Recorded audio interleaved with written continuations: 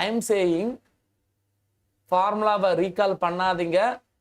பிளைண்டா உங்களுடைய note and பெண்ணை வந்து எடுத்துக்கோங்க.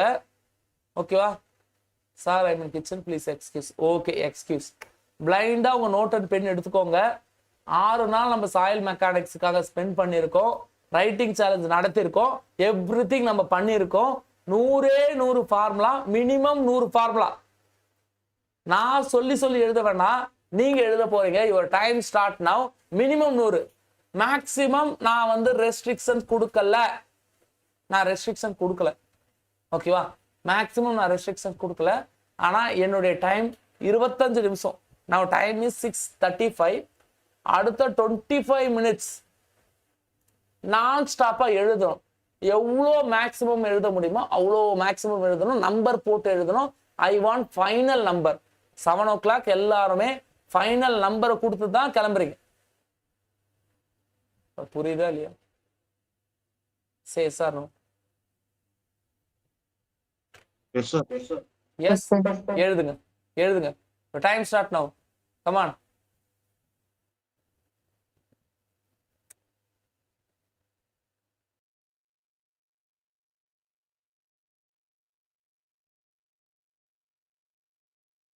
எழுதுறது மட்டும்தான் சப்கான்சியஸோட கனெக்ட் ஆகும். எவ்வளவு தூரம் கை வலிக்க எழுதி படிக்கிறீங்களோ அவ்வளோ தூரம் உங்க கிட்ட சக்சஸ் கிட்ட வந்து நிற்கும். வாடா என்ன எடுத்துக்கடான்னு கேட்கும். எவ்வளவு தூரம் கை வலிக்குதோ அவ்வளோ தூரம் சக்சஸ் கிட்ட வரும். இதுதான் நான் என் வாழ்க்கையில கத்துக்கிட்டது.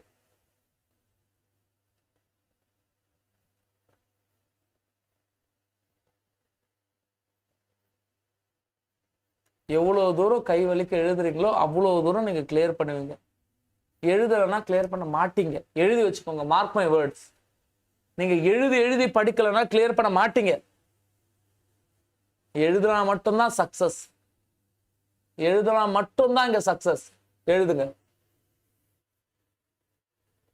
25 minutes என்னெல்லாம் ஃபார்முலா உங்களுக்கு ஞாபகம் வருதோ சாயில் மெக்கானிக்ஸ்ல அத்தனை ஃபார்முலாவும் எழுதுறோம்.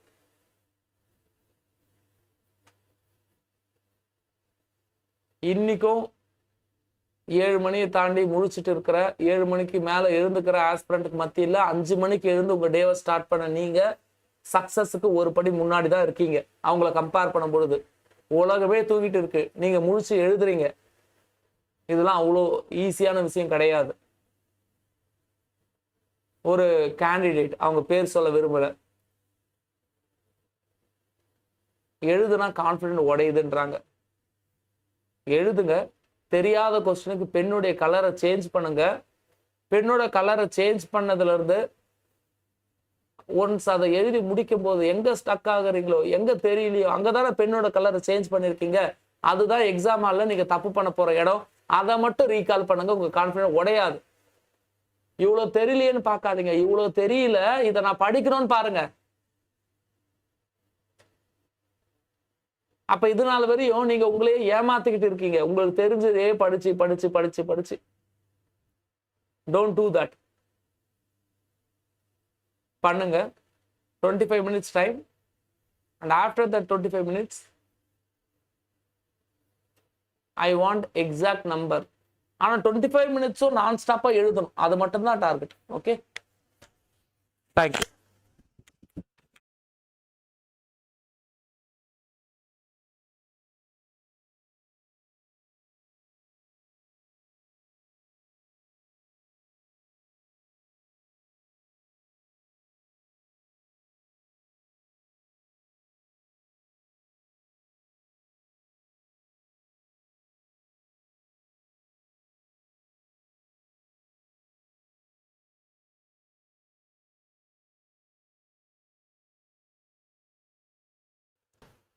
டைம் அப்.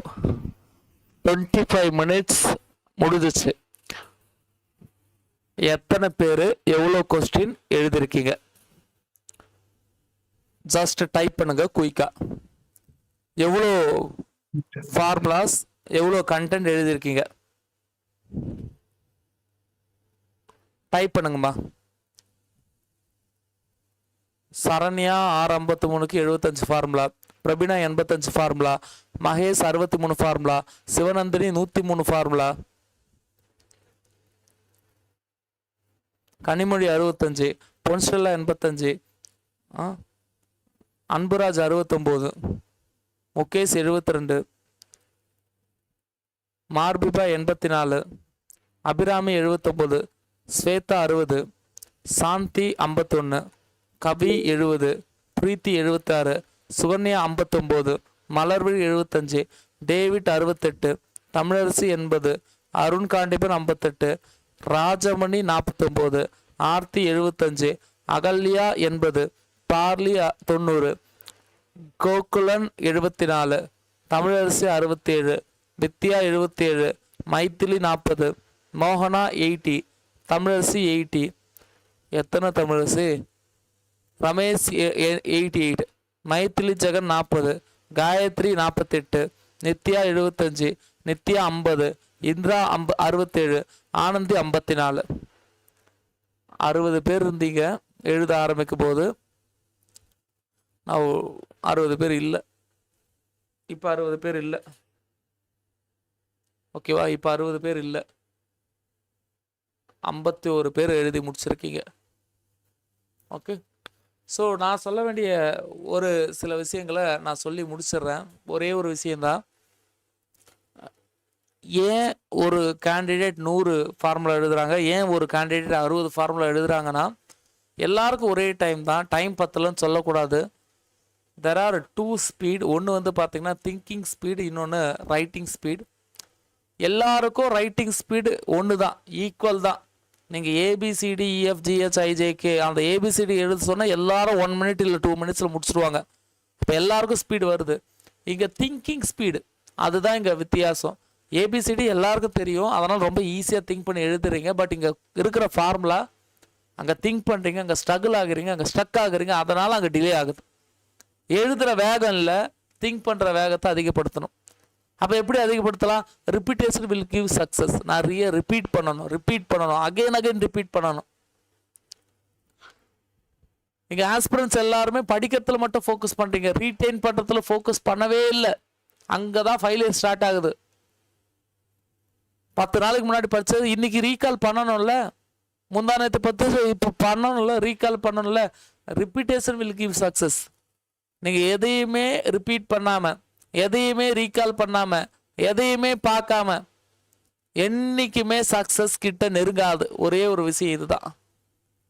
ஸோ ரிப்பீட் பண்ணுங்க. இப்போ இன்னைக்கு டே இருக்குது அப்படின்னா, இன்னைக்கு டே 6 மணி நேரம் படிக்கிறீங்கன்னா அதில் 3 மணி நேரம் புதுசாக படிக்கணும், 3 மணி நேரம் பழசாக படிக்கணும்.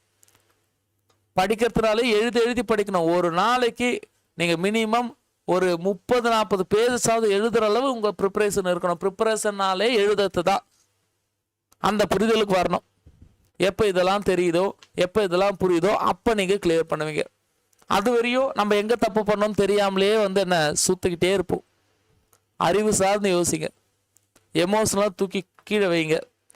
நான் அடிக்கடி சொல்கிறது தான், யார் இருந்தாலும் இல்லைனாலும் இந்த உலகம் மூவ் ஆகிட்டே தான் இருக்கும். எல்லாம் சொல்லுவாங்க. இன்றைக்கி நீங்கள் சொல்லலாம், என் ஃபேமிலிக்காக இது நான் பண்ணேன், அது நான் பண்ணேன், அதனால் எனக்கு படிக்க முடியல, என் ஹஸ்பண்ட் வந்து இதை பண்ண சொல்கிறாங்க படிக்க முடியல, என் ஒய்ஃப் இதை பண்ண சொல்கிறாங்க படிக்க முடியல, என் குழந்தைக்காக நான் சாக்ரிஃபைஸ் பண்ணுறேன் படிக்க முடியல. 100% இல்லை 200% ஒரு வார்த்தையை ரொம்ப உறுதியாக நான் வந்து விடுறேன். நீங்கள் இன்னைக்கு யாருக்காக ஒரு சில விஷயங்கள் பண்ணுறீங்களோ அது எதுவுமே காலம் கடந்ததுக்கப்புறம் யாருக்குமே ஞாபகம் இருக்க போகிறது இல்லை. அந்த உங்களால் தான் இந்த ஃபேமிலி ஓடுது அப்படின்னு நீங்கள் நம்புறீங்க அப்படின்னா அதுதான் உள்ளதுலேயே அப்பட்டமான போய். நீங்கள் இருந்தாலும் இல்லைனாலும் உங்கள் ஃபேமிலி மூவ் ஆகிட்டு இருக்கும். நீங்கள் இருந்தாலும் இல்லைனாலும் உங்கள் ஹஸ்பண்ட் மூவ் ஆன் பண்ணிட்டு போயிடுவாங்க. உங்கள் ஒய்ஃப், உங்கள் பார்ட்னர், நீங்கள் இருந்தாலும் இல்லைனாலும் அடுத்த வேலையை பார்க்க போயிடுவாங்க. அதிகபட்சம் 1 மாதம் 2 மாதம் 3 மாதம் அவ்வளோதான். அப்போ ஒரு கட்டம், ஒரு ஆஸ்பிரண்ட்டை பொறுத்த வரையும் எமோஷனலுக்கு அதிகமான இம்பார்ட்டன்ட் கொடுக்கக்கூடாது. ஒரு மனநிலைக்கு வந்துடணும், இப்போதைக்கு நமக்கு தேவை இந்த ஜாப், இந்த ஜாபுக்காக எவ்வளோ எக்ஸ்ட்ரீமாக உழைக்கணுமோ அவ்வளோ உழைக்கணும். வீட்டை பார்த்துக்கிறதுக்கு என்னென்ன வேலைகளோ அதெல்லாம் முன்னாடியே ப்ரையாரிட்டிஸ் பண்ணிடணும். ஓகேவா? ஜெயிச்சதுக்கப்புறம் மறுபடியும் எமோஷனலாக உள்ளே கொண்டுட்டு வரலாம். அகைன் நான் சொல்கிறேன், உனக்கு நீ பண்ணிக்கிறது அது மட்டும்தான் நிஜம். என்னுடைய ஃப்ரெண்டோட ஃப்ரெண்டு, அவங்க டிசி ஆனாங்க. அவங்க சொன்ன ஒரு வார்த்தை, என்னை கட்டினவன் கைவிட்டான், ஆனால் நான் படித்த படிப்பு என்ன கைவிடவே இல்லை. யார் நம்ம கூட இருக்காங்க இல்லை, அது முக்கியமே இல்லை. யாருமே கடைசி வரையும் இருக்க போகிறது இல்லை. உங்கள் படிப்பு மட்டும்தான் உங்களை ஃபினான்சியலி அண்ட் தென் உங்களுக்கு தகுதி ரீதியாகவும் மரியாதை ரீதியாகவும் கடைசி வரையும் உங்கள் கூட இருக்கும். இதை மட்டும் மைண்டில் வச்சுக்கோங்க. அப்போ இதுக்கு தான் நேரத்தை ஸ்பெண்ட் பண்ணணும், இதுக்கு தான் இப்போதைக்கு ஸ்பெண்ட் பண்ணணும். ஓகே, ஒரு யூபிஎஸ்சி ஆஸ்பிரண்ட் அவங்களுடைய கடைசி அட்டம்ப்டில் இருக்கும்பொழுது அவங்க அப்பா வந்து ஹாஸ்பிட்டலைஸ் ஆகி வீட்டில் வந்து சிக்காக இருக்கார். எக்ஸாம் ஹாலுக்கு முன்னாடி போகிறதுக்கு முன்னாடி ஃபோனாக வருது. அந்த அம்மா ஃபோனே எடுக்கலை. ஏன் எடுக்கலை? வீட்டில் இருந்து தானே ஃபோன் வருது. எமோஷனலுக்கு இம்பார்ட்டன்ஸ் கொடுக்கல. ஏன் கொடுக்கல? கொடுத்து என்ன பிரயோஜனம்? நான் இப்போ எமோஷனலுக்கு இம்பார்ட்டன்ஸ் கொடுத்து அழுதுன்னு அந்த இயர் அட்டம்ப்ட் போயிடும். போனாங்க, போய் எக்ஸாம் எழுதுனாங்க, வந்தாங்க. அவங்களுடைய கடைசி அட்டம்ப்ட் வெளியே வந்தோடனே ஃபோனை எடுத்து பார்த்தாங்க, அவங்க அப்பா இறந்தாச்சு. உள்ளே போகிறதுக்கு முன்னாடியே இறந்தாச்சு. அது இவங்களுக்கும் தெரியும், இப்படி தான் இருக்கும். 1008 ஃபோன் வருதுன்னா இதான். ஆனாலும் எனக்கு எது முக்கியம்? இப்போ இறந்தாங்கன்னு சொல்லிட்டு போய் நம்மளும் கூட போய் சாவா போகிறோம்? உயிருன்னு சொல்கிறாங்க. செத்து போனவனா உயிராக கொடுக்குறாங்க. எந்த பார்ட்னராவது கொடுக்க சொல்லுங்க பார்ப்போம். எதுவுமே நடக்காது. ஸோ தட் ஒரு விஷயத்தை மட்டும் 100% இல்லை 200% உறுதியாக வந்து பிடிச்சிக்கோங்க. மனிதன் அப்படின்னா சுயம். அந்த சுயம் தான் எப்பவுமே வந்து நிரந்தரம். உங்களுடைய மேக்சிமம் டைம் இப்போ இந்த டைமில் ஒரு 6 மணி நேரமோ 8 மணி நேரமோ உங்களுக்காக ஸ்பெண்ட் பண்ணுங்க. உங்கள் கரியரை ரீசெட் பண்ண. நீங்கள் அந்த கரியர் அந்த ஒரு விஷயத்தை வந்து நீங்கள் ஸ்கிப் பண்ணிட்டீங்கன்னு வச்சுக்கோங்களேன், மறுபடியும் அதுக்காக வந்து தான் ஆகணும். நான் என்னுடைய லைஃப்பில் வந்து நான் கரியரை ஸ்கிப் பண்ணிட்டேன், நான் மேரேஜ்குள்ளே போயிட்டேன், நான் மேரேஜ் ஆகி குழந்தை குட்டியோடு மறுபடியும் படிக்க தானே வரீங்க. ஒரு ஸ்டெப்பை ஸ்கிப் பண்ணிட்டேன்னா அது ஒரு பெயினை எப்பவுமே கொடுத்துட்டே இருக்கும். யாரெல்லாம் அன்மேரிடோ அவங்கெல்லாம் இப்போ நல்லா முடிவு பண்ணிக்கோங்க. இதை நீங்கள் இப்போ ஸ்கிப் பண்ணிட்டீங்க, இப்போ வரலன்னு சொல்லிட்டு இப்போ நீங்கள் ஸ்கிப் பண்ணிவிட்டு நீங்கள் மாட்டுன அடுத்தடுத்த ஸ்டெப்புக்குள்ளே போனீங்கனாலும் மறுபடியும் இந்த ஸ்டெப்புக்கு மறுபடியும் வந்து நிற்பீங்க ஒரு 10 இயர்ஸ் கழிச்சு, 5 இயர்ஸ் கழிச்சு. ஸோ இது ரொம்ப முக்கியமான ஒரு விஷயம். யாரெல்லாம் ரொம்ப எங்கேஜில் இருக்கீங்களோ, பிலோ 25 பிலோ 20, யூ ஜஸ்ட் அமேசிங்காக நீங்கள் வந்து மைண்டில் ஃபிக்ஸ் பண்ண வேண்டியது இப்போவே கிளியர் பண்ணணும். ஓகேவா? 5 வருஷமாக இருந்து இந்த ஃபீல்ட்லேருந்து கிளியர் பண்ணாத, ஈவன் சர்வேர் எக்ஸாம் கூட கிளியர் பண்ணாத கேண்டிடேட்லாம் இருக்காங்க. ஏன்? 1008 எமோஷனலுக்கு இம்பார்ட்டன்ட் கொடுத்து அறிவுக்கு வேல்யூயே கொடுக்கறதில்ல. ஆல்வேஸ் எமோஷனலாகவே இருக்க வேண்டியது. எமோஷனலாக ஒரு மண்ணுக்கும் பிரயோஜனம் இல்லை. அது ஒன்றுத்துக்குமே பிரயோஜனம் இல்லை. ஒன்று ஒரு ஹாப்பினஸை கொடுக்கும், இல்லைன்னா வந்து என்னென்னா ஒரு சேட்னஸை கொடுக்கும். ஆனால் கூட எது நிற்குது? ஃபினான்சியலி ஒரு ஸ்டேட்டஸ் கொடுத்ததான்னா இல்லை. ஆனால் ஒரு விஷயத்தை நல்லா புரிஞ்சுக்கோங்க, நீங்கள் அறிவுக்கு இம்பார்ட்டன்ட் கொடுத்து நீங்கள் ஒழுங்காக ப்ராப்பராக அந்தந்த டைமில் அதாவது படிச்சிருந்தேன்னா எமோஷ்னலி எல்லாமே வந்து பேலன்ஸ் ஆகிருக்கும். ஓகேவா? ஸோ இதுதான் வந்து என்னென்னா முக்கியமாக நான் சொல்ல வேண்டியது. இந்த இயர் தான் கடைசி இயர் 2026. இந்த இயர் நீங்கள் கிளியர் பண்ணால் தான் உண்டு அப்படின்றத மைண்டில் வச்சுக்கோங்க. இந்த ஒரு எக்ஸாமுக்காக இன்னும் எத்தனை வருஷம் படிப்பீங்க? இது அந்தளவுலாம் ஒர்த்து கிடையாது. இது சொன்னதுக்கு ஒரு கேண்டிடேட், நீனா அந்தளவு ஒர்த்து இல்லைன்னு சொன்னியாமேன்னு சொல்லி. ஓகே, அவங்க என்னுடைய தோழி தான். ஆனால் அந்த அம்மா 5 வருஷமாக படிச்சுன்னு இருக்காங்க. 5 வருஷமாக 6 வருஷமாக படிச்சுட்டு இருந்தாங்க. நான் ஆமாம் அந்தளவு ஒர்த்து இல்லைன்னு தான் சொல்லலை. 6 வருஷமாக படிக்கிறாங்க, ஏஇ ஆக்குறாங்க. நான் இதை மாதிரி சொல்லி எந்தளவு ஒர்த்து இல்லை, 1 இயரில் முடிக்கலாம் சொல்கிறேன். நம்ம கேண்டிடேட்டும் ஏஇ ஆகுறாங்க. முத்துலட்சுமி 2 வருஷமாக தான் படித்தாங்க. அவங்க 6 இயர்ஸாக படித்தாங்க. அவங்க பேர் நான் சொல்ல விரும்பலை. 6 இயர்ஸாக படித்து ஒரு கேண்டிடேட் ஜேடி ஆகிறதும் 2 இயர்ஸில் ஒரு கேண்டிடேட் ஜேடி ஆகிறதும் ஒன்று கிடையாது. 6 இயர்ஸாக படிக்கிறதுக்கு இதுனா யூபிஎஸ்சி எக்ஸாமா இது? மொத்த சிவில் இன்ஜினியர் 200 பேஜஸில் கொண்டு வந்து நிப்பாட்டியாச்சு இல்லையா? நீ பண்ணியிருக்கணும், நான் பண்ணுறேன். இதுக்கான அர்த்தம் என்ன? இது முடியும், இது ஈஸிலி அச்சீவபிள் டார்கெட். இது ரொம்ப பெரிய வேலை இல்லை, இது சாதாரண ஏஇ வேலை. அதை மைண்ட் செட் கொண்டுட்டு வாங்க. நீங்கள் ஏதோ ராக்கெட் லான்ச்சிங் பண்ணுற ரேஞ்சுக்கு வந்து என்னென்னா இதை ஒவ்வொரு நாளும் ஸ்ட்ரகிள் ஆகி வந்து தொட வேண்டாம். இது சாதாரண ஏஇ வேலை, சாதாரண சாயில் மெக்கானிக்ஸ். என்ன மொத்த சிவில் இன்ஜினியரிங் ஒரு 1000 ஃபார்முலா வருமா? மொத்த கண்டென்ட்டுமே வந்து என்ன ஒரு 1500 பாயிண்ட் இல்லை 2000 பாயிண்ட் வருமா? ஒவ்வொரு சப்ஜெக்ட்டுக்கு 200 பாயிண்ட் வச்சாலும் அவ்வளோதான். என்ன ஆகிட போகுது? 1 இயரில் முடிக்கலாம். தினமும் ப்ராப்பராக உட்காந்து படிச்சோன்னா, இல்லை எனக்கு எமோஷனல் முக்கியம், இல்லை எனக்கு ரெஸ்ட் முக்கியம், இல்லை எனக்கு இந்த நேரத்து சுகம் முக்கியம்னா அப்படியே கடந்து சாக வேண்டியதுதான்.